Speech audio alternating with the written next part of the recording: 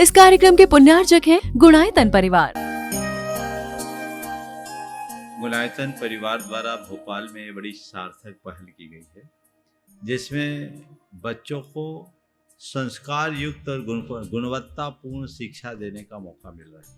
ये बच्चों की व्यवस्था की गई है, जिसमें 6वीं 7वीं के बच्चे इस साल लिए जाएंगे और 11वीं 12वीं और सीए फाउंडेशन के बच्चों को यहाँ रखा जाएगा। ये मेधावी छात्रों को प्रावीण्य के आधार पर उसे प्रविष्टि मिलेगी। पूरे देश भर से प्रविष्टि आएगी। प्रत्येक कक्षा में मात्र 30-30 बच्चों का ही चयन होगा और चयनित बच्चे वे होंगे जो अपनी प्रतिभा के बल पर चुने जाएंगे और उनको एक प्रकार की स्कॉलरशिप दी जाएगी। ये छात्रवृत्ति के तहत पढ़ेंगे।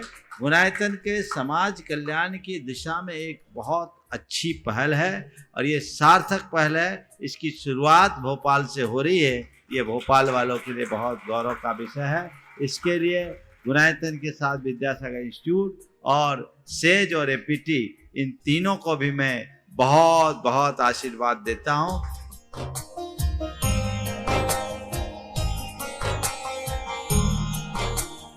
एक आदर्श और व्यवस्थित दिनचर्या का लक्ष्य प्राप्ति में बहुत बड़ा योगदान होता है।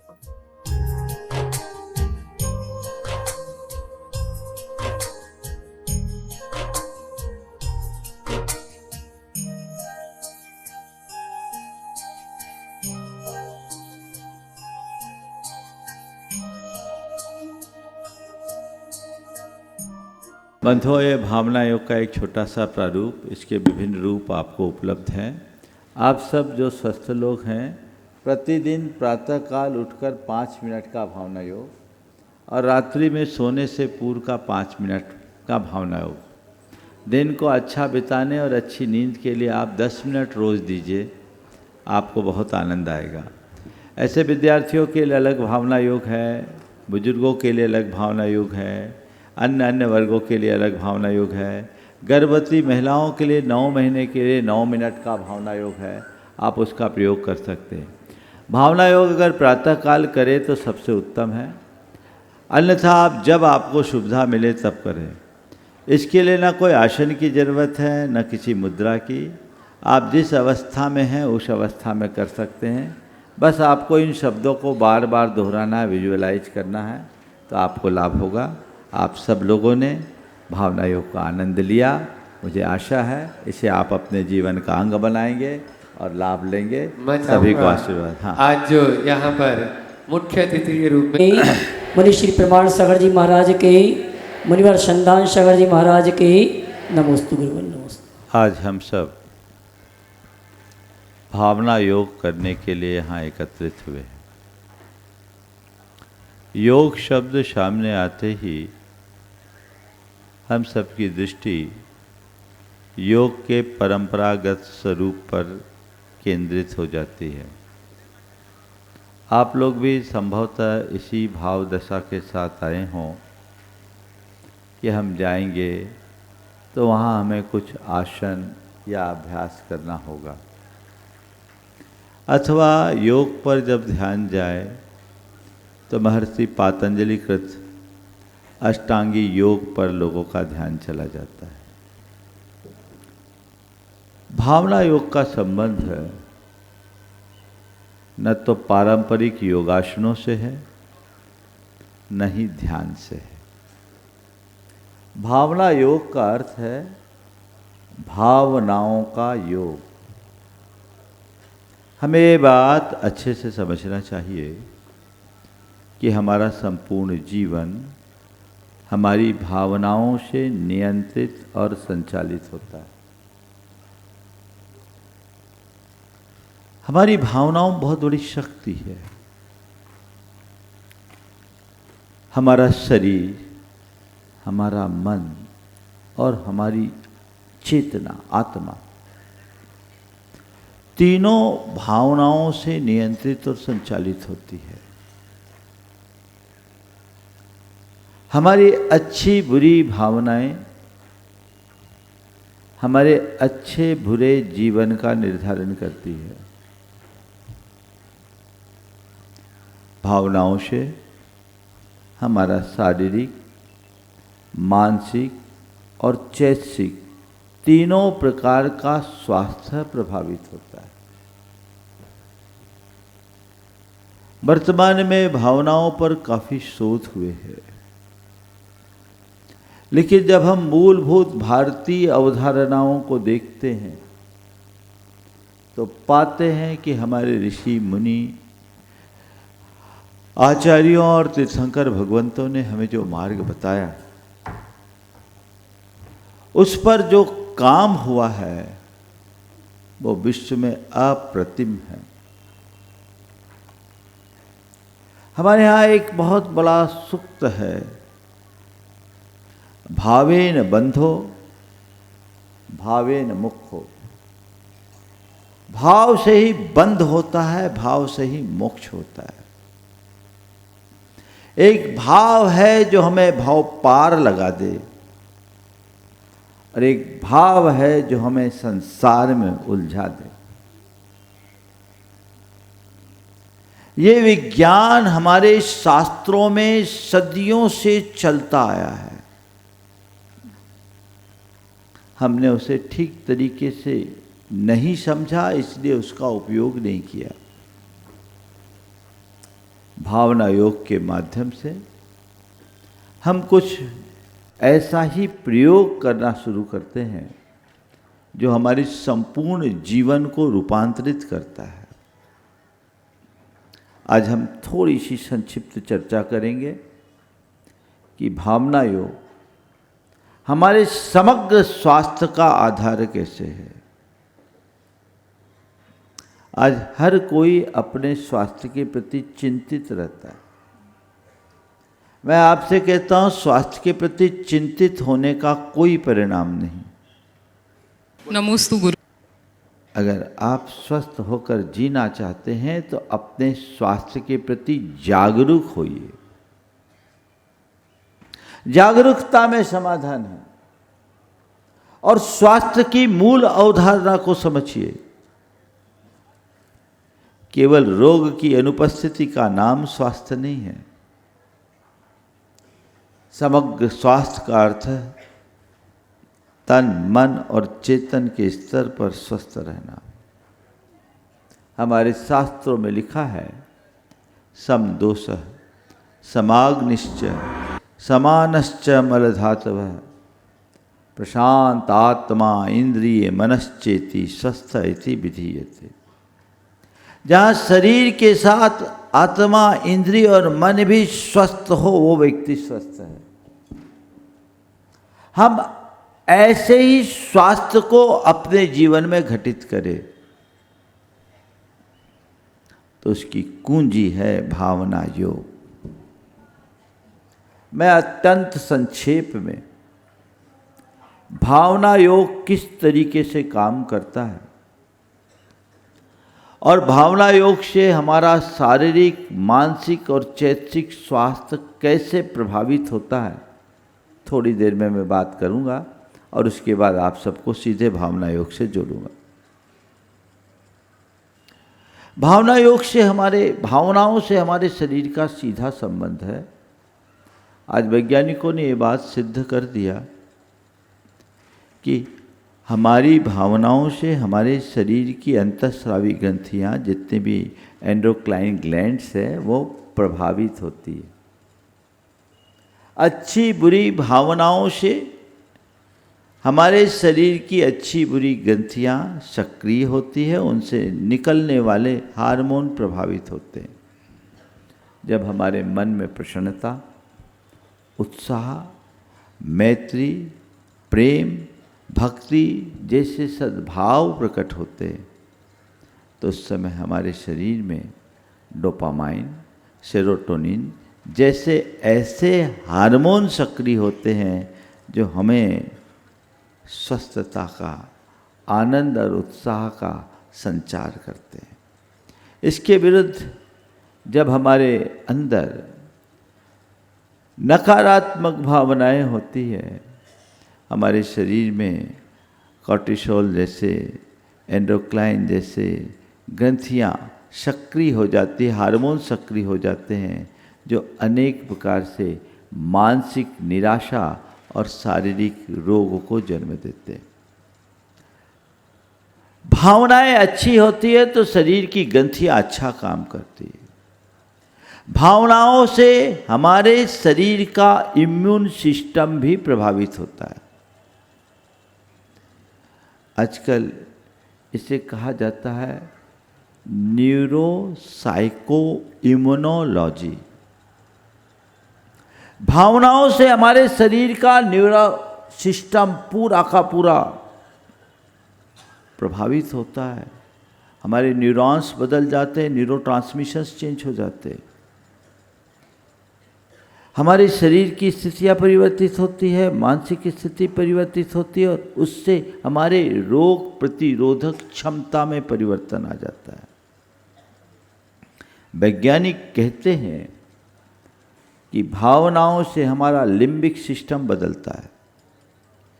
हम मस्तिष्क की संरचना को देखें, मस्तिष्क में मुख्य रूप से 3 भाग बहुत सक्रिय होते हैं। एक है एमिगडाला, एक है प्रीफ्रंटल कॉर्टेक्स और एक है हिप्पोकैम्पस।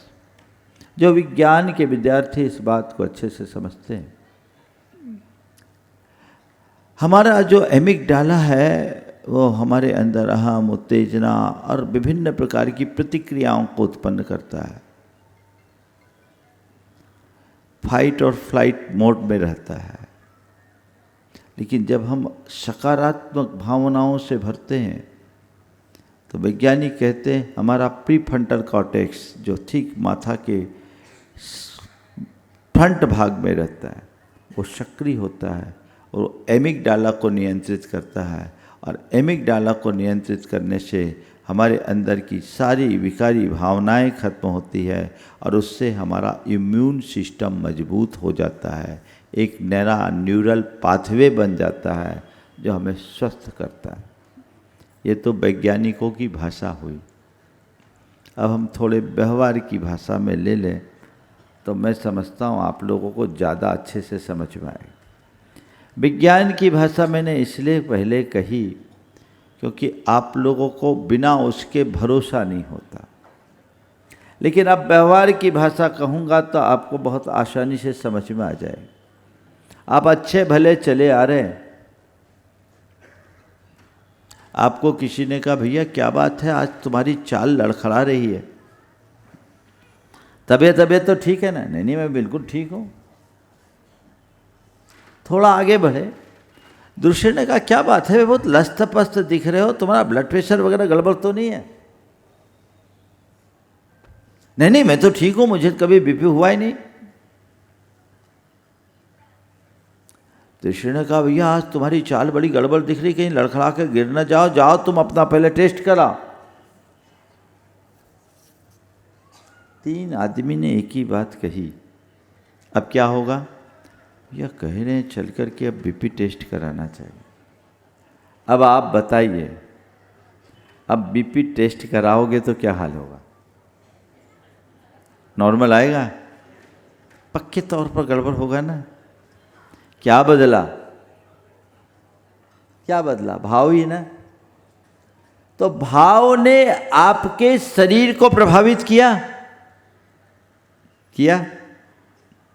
इसके उलट कोई व्यक्ति बहुत लस्त पस्त दिख रहा है, उदास, हताश, थकान सा अनुभव में आ रहा है।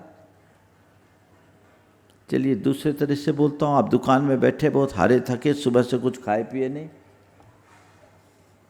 और आपने सोच रखा है कोई डिलीवर नहीं आता तो शटर डाउन करके अब घर जाऊंगा, अब बस की नहीं है। इसी बीच ग्राहक आ गया और अच्छा खासा ग्राहक आ गया। आप उसको डील करने में 2-3 घंटे लगा दिए। ताकत आई कि नहीं आई? कहाँ से आई? ये ताकत किसने दी? आपके भावना ने दी ना। ये तो अनुभव है। आपने रोज मजदूरों को देखा होगा, मजदूर जब कोई भारी सामान ऊपर उठाना होता है तो क्या बोलते हैं? जोर लगा के क्या कहते हैं वो, जोर लगा के हंसा। ये क्या है? भाव को जगाना है जिससे शक्ति जगती है।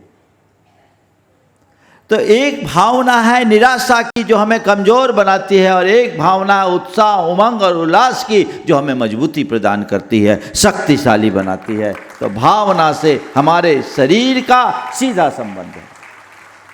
मैं आपसे पूछता हूँ, भावना का हमारे शरीर पर प्रभाव पड़ता है कि नहीं? जब आप क्रोध में रहते तो आपके शरीर की स्थिति क्या होती, और जब आप प्रेम में भरते तो उसकी प्रतिक्रिया शरीर में आती है कि नहीं आती? आती है। तो क्रोध हो या प्रेम, ये दोनों भाव है, लेकिन इनका प्रभाव हमारे शरीर पर दिखता है।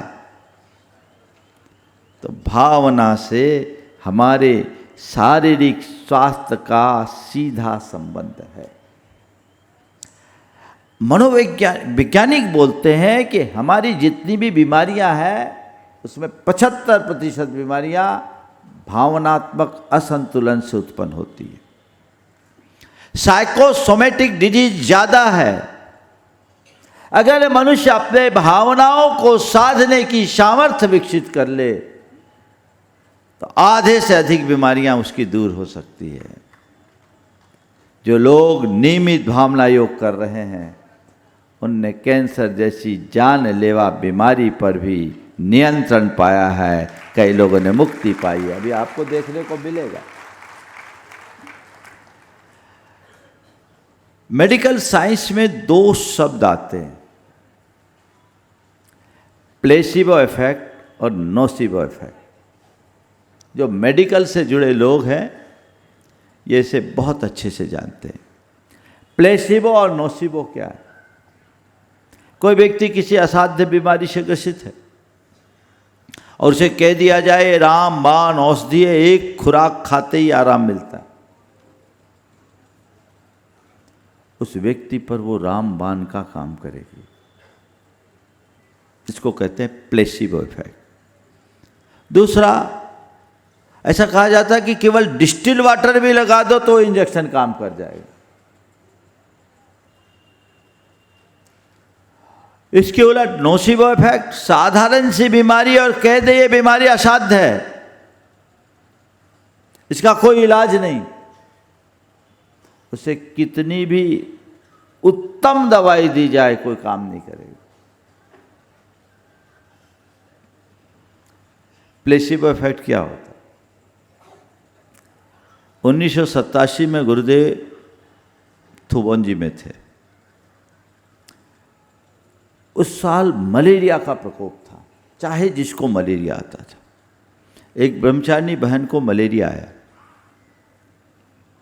गुरुदेव के पास आए, 104 डिग्री फीवर रिपोर्ट किया, 104 डिग्री फीवर। गुरुदेव ने कहा उसे नहा दो। घंटे भर बाद वो बहन नहा धो के आ गई। देखिए तुम्हारा बुखार उतर गया? हाँ उतर गया। 104 डिग्री उतर गया? बोले हाँ उतर गया। बोले कितना? बोले 99। बोले कैसे उतरा? बोले आपने कहा था नहा दो सूर, हमने नहला दिया। गुरुदेव ने कहा मैंने नहलाने थोड़ी कहा था। नहा एक पत्ती होती है, घास होती है एक प्रकार की, और उस क्षेत्र में बहुत होती थी नहा की पत्ती। अब हम लोग तो आयुर्वेदी लेते हैं। तो गुरुदेव ने कहा था नहा की पत्ती दो, और सामने वाले ने सोचा गुरु ने कहा नहा दो, वो स्वस्थ हो गया। This called placebo effect.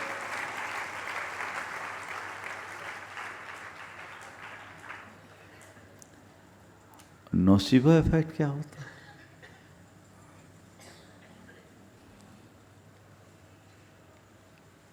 एक आदमी, होली का टाइम था, सुबह से उसकी आदत थी अपने खाट के नीचे अपना लोटा रख कर के सोते थे। पुराने ज़माने की बात है जब फ्लैश वाला सिस्टम नहीं था, जंगल जाते थे, और सुबह से शौच के लिए गए अपना लोटा लेके। अल सुबह जाने की आदत थी, गए। अब जब निर्वृत्त हुए तो देखा एकदम लाल लाल लाल लाल खून, कहाँ से इतनी ब्लीडिंग हो गई, हालत खराब, पल्स डाउन, आके पस्त हो गए, खाट पर लेट गए, हालत खराब, बहुत ज़्यादा ब्लीडिंग हो गई। इसी बीच उनका पोता कुछ खोजते हुए आए, कहा दादा मेरा लोटा कहाँ है? बोले कौन सा लोटा? बोले जो आपके खाट के नीचे रखा था। बोले काय का लोटा था? बोले आज होली है, मैं रंग का लोटा रात में रख के सोया था। दादा ने कहा अरे मैं रंग के लोटे को खून का भ्रम मान लिया, क्या हो गया? ये कहलाता है नोसिबो इफेक्ट है। मैं समझता हूँ ये बात आप सबके मानस में अच्छे से बैठ गई होगी कि भावनाएं हमारे शरीर को किस तरह से प्रभावित करती। अब भावनाओं का मन से बड़ा गहरा संबंध है। मनोवैज्ञानिकों ने इस पर काफी शोध किया, हमारे शास्त्रों में तो इसका वर्णन है ही। वैज्ञानिक कहते हैं कि जिन बातों को हम बार बार दोहराते हैं, हमारे मस्तिष्क में वैसा एक न्यूरल पाथवे बनता है। पगडंडी जैसे हम कहीं सड़क पर चलते हैं ना तो वही रोड बन जाता है। तो जो बातें हम बार बार दोहराते हैं, सोचते हैं, महसूस करते हैं, वैसी हमारी भावना बनती है, तो फिर हमारी भावधारा वैसी ही बन जाती है। ऐसे व्यक्ति की सोच वैसी हो जाती है।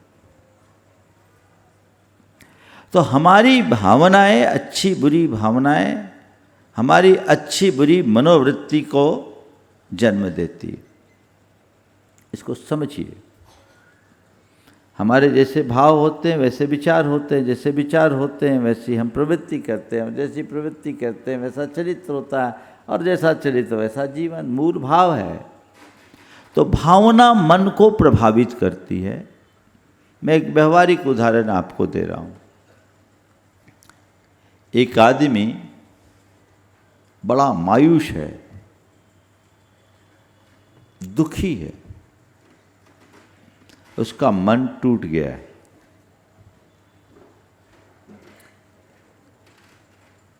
उस व्यक्ति को किसी ने मोटिवेट किया। देखते ही देखते चेहरा खिल गया, चेहरे पे चमक आ गई। ये परिवर्तन किससे आया? जो एकदम हताश था उसके मन में उल्लास आ गया। क्या बदला?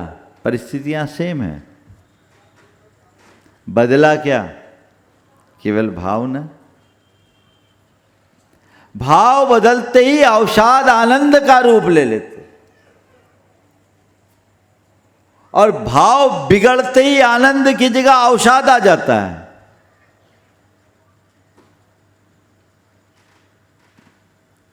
तो भावना से हमारे मन का गहरा संबंध है। आधुनिक मनोविज्ञान की भाषा में अगर हम बात करें तो हमारे दो प्रकार का मन है, एक चेतन मन, दूसरा अवचेतन मन। जिसे आप लोग कॉन्शियस माइंड और सबकॉन्शियस माइंड के रूप में कहते हैं। हमारे व्यवहार में जो कुछ दिखता है वो सब हमारा कॉन्शियस माइंड है, पर इसको जो प्रेरित करता है वो सबकॉन्शियस माइंड है। हमारी संपूर्ण प्रवृत्तियों में 90% रोल हमारे सबकॉन्शियस माइंड का होता है। कॉन्शियस माइंड के माध्यम से हम जो देखते हैं, सुनते हैं, सोचते हैं, महसूस करते हैं, वो सब हमारे सबकॉन्शियस माइंड में जाकर बैठ जाता है। और जो बातें हमारे सबकॉन्शियस माइंड में बैठी होती है, फिर वो सक्रिय होकर कॉन्शियस माइंड से वैसा ही काम कराता है। ये एक विज्ञान आप सुनते हैं। ये आज की बात जब आप लोग करते हैं ना, तो पूरी क्रेडिट आप पश्चिम के लोगों को दे देते हैं। उनने भाषा बदली है, चीज़ हमारे लिए, चीज़ हमारे लिए। साथ साथ चूँकि आजकल आप the power of subconscious mind, secret, law of attraction, इनके बड़े गीत गाते। पहले समझिए हमारी चीज़ कैसी है। मैं साथ साथ बोल देता हूँ, 5-10 मिनट लगेगा, लेकिन इसके बाद जब आप भावना योग करेंगे तो आपको बड़ा आनंद आएगा। हमारी संस्कृति में क्या कहा? हमारे यहाँ एक शब्द है संस्कार।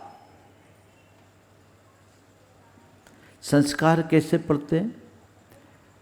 हम जैसे प्रवृत्ति करते हैं वैसे संस्कार हमारी चेतना में जमते हैं। हम मन से, वचनों से, शरीर से प्रवृत्ति करते हैं, यानी जो सोचते हैं, जो देखते हैं, जो बोलते हैं, जो महसूस करते हैं, जो करते हैं, उसके संस्कार हमारे अंतश्चेतना में जम गए। यानी हम जो कॉन्शियस माइंड से काम करते हैं वो सब सबकॉन्शियस माइंड में बैठ गया।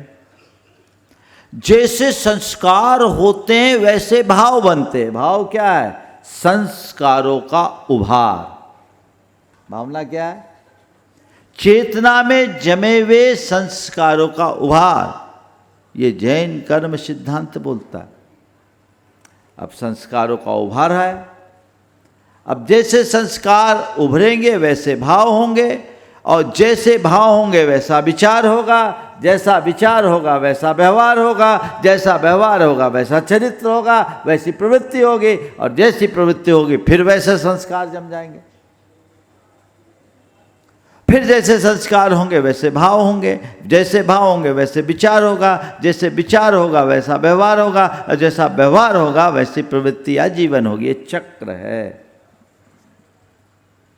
तो मूल को बदलना है, संस्कारों को बदलना है, तो भावों से हम अपने संस्कारों को भाव शुद्धि से बदल सकते हैं।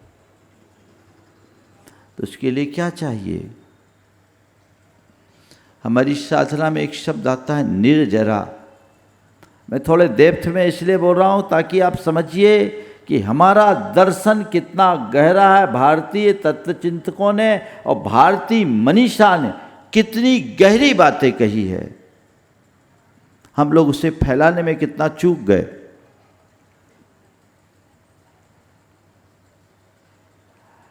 ये चीजें हम, निर्जरा शब्द है, निर्जरा कहते हैं पुराने संस्कारों को झड़ाना। तो उसके लिए हमारे शास्त्रों में कहा भावना भाव। तुम जो पाना चाहते हो, जैसा होना चाहते हो, उसकी भावना भाव। अच्छी भावना भाओगे, बुरी भावनाएं निकल जाएगी। अपने सबकॉन्शियस माइंड में अच्छी बातें फीड करोगे, पुरानी बातें डिलीट हो जाएगी। यही तो सिद्धांत है। और एक बात और बोलूं, आज पश्चिम के लोग कहते हैं थॉट्स बिकम्स थिंग्स। यही बोलते हैं ना। उनने क्या किया है? भाषा बदली। हमारे शास्त्रों में लिखा यद भाव्यते तद भवति। अंतर क्या है? जैसी भावना भावते हैं वैसा होता है। वो कहते हैं थॉट्स बिकम थिंग्स। अंतर क्या है? अंतर कुछ नहीं, केवल भाषा का अंतर है। पर क्या बताऊं, आप लोगों को हिंदी समझ में आती नहीं। मैं आपसे कहता हूं, आप हिंदी समझ लो तो फिर कभी किसी को कहना नहीं पड़ेगा कि तुम्हें हिंदी में समझाना पड़ेगा। समझ गए? कई बार आप लोग कहते हैं ना कि अब तुम्हें हम शुद्ध हिंदी में समझा देते हैं। तो हम हिंदी को समझे तो जीवन ही बदल जाएगा। बदलाव चाहिए। तो भावना से हमारा मानसिक स्वास्थ्य बदलता है। हम अपने चैतसिक स्वास्थ्य को भी भावना से ठीक कर सकते हैं। जैसे अभी मैंने आपसे कहा, अगर भावना योग करे, डीप डिप्रेशन, एंजाइटी और कई लोग सोसाइडल मेंटालिटी से मुक्त हुए। भावना योग करे, चीजें बदलती, भावनाएं काम करती है। अभी कुछ आपको लोगों के अनुभव भी देखने को मिलेंगे। अब सबसे गहरा जो हमारी संस्कृति में काम हुआ है, भावना से मुक्ति मिलती। हम अपनी चेतना को शुद्ध कर सकते हैं, चैतसिक स्वास्थ्य को ठीक कर सकते हैं, अपने दोष और दुर्बलताओं को मुक्त कर सकते हैं। जैसे एक उदाहरण, किसी को बहुत ज़्यादा गुस्सा आता है। सभा में शायद ही कोई ऐसा होगा जो कभी गुस्सा न किया हो या किसी के गुस्सा का शिकार न बना हो। सबको है। आप गुस्से से मुक्ति चाहते हैं, भावना योग आपके साथ खड़ा है। क्या करिए? आपके यहाँ एक शब्द आता है ऑटो सजेशन। हमारे यहाँ कहा गया गुस्सा पर विजय पाना है तो क्षमा की भावना भाव, शांति की भावना भाव, शांति की भावना भाओगे तो गुस्से पर नियंत्रण पाओगे। अब क्या करना है? जिन्हें गुस्सा आता है, एक प्रयोग कीजिए। मुझे शांत रहना है। बोलिए, मुझे शांत रहना है। बस ये एक वाक्य जिसे मंत्र के रूप में आप किसी एकांत स्थान पर बैठ जाए, 108 बार दोहराइए और लगातार 21 दिन तक कीजिए। आप अपने जीवन में चमत्कारिक परिवर्तन देखिएगा। करना पड़ेगा।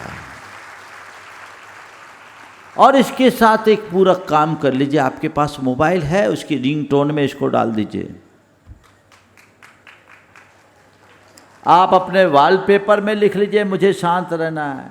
अपने घर के दरवाजे पे लिख लीजिए मुझे शांत रहना है। अपने कमरे में लगा लीजिए मुझे शांत रहना है। अपनी टेबल पर लिख लीजिए मुझे शांत रहना है। अपनी गाड़ी में लिख लीजिए मुझे शांत रहना है।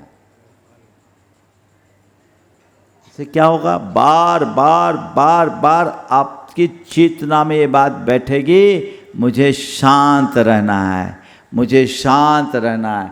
फिर क्या होगा? गुस्से का उबाल आएगा ना, तो उसमें मुझे शांत रहना है उफनते दूध में पानी का छींटा बन करके पड़ेगा और आपको ठंडा कर देगा। और ऐसा अनेक लोगों के साथ घटा है। भोपाल में एक भाई, मैं मंदिर से निकल रहा था, उसकी मोटरसाइकिल की डिक्की में लिखा था मैं शांत हूँ। मेरी नज़र पड़ी, बोले क्या है? उसकी धर्मपत्नी साथ में थी। बोले महाराज जी आपका चमत्कार है। बोले कैसा चमत्कार? बोले महाराज जी ये प्रचंड क्रोधी थे, इतना गुस्सा कि घर का सामान भी फेंक देते थे, होश नहीं रहता था। मैंने इन्हें जैसे तैसे मनाकर, आपने 52 गजा में भावना योग का शिविर किया तो भेजा। 3 दिन का शिविर था।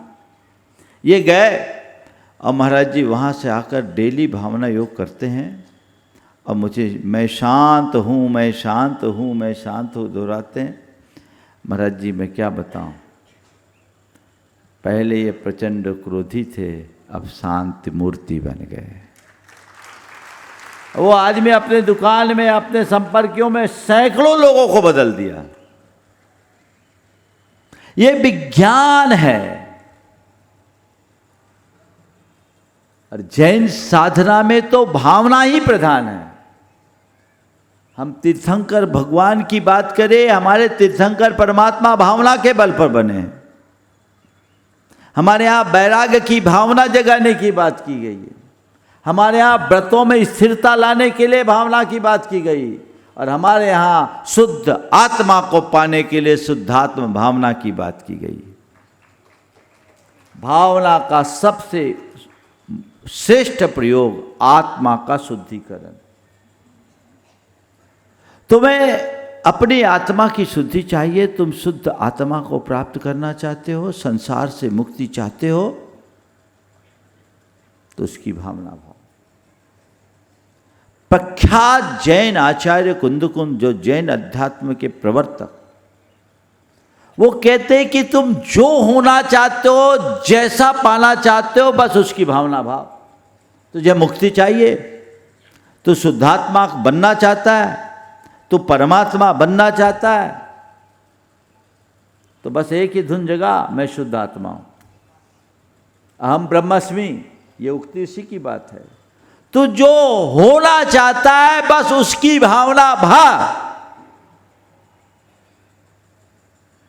वे कहते हैं जो आद भावन मिनम निच्चु जुत्तो मुनि समाचर दी सो सब दुख मोखम पावई अचरेन कालेन। जो मुनि नित्य उद्यत होकर मैं शुद्ध आत्मा हूँ ये भावना भाता है, वह शीघ्र ही सर्व दुखों से मुक्त हो जाता है, अब परमात्मा बन जाता है।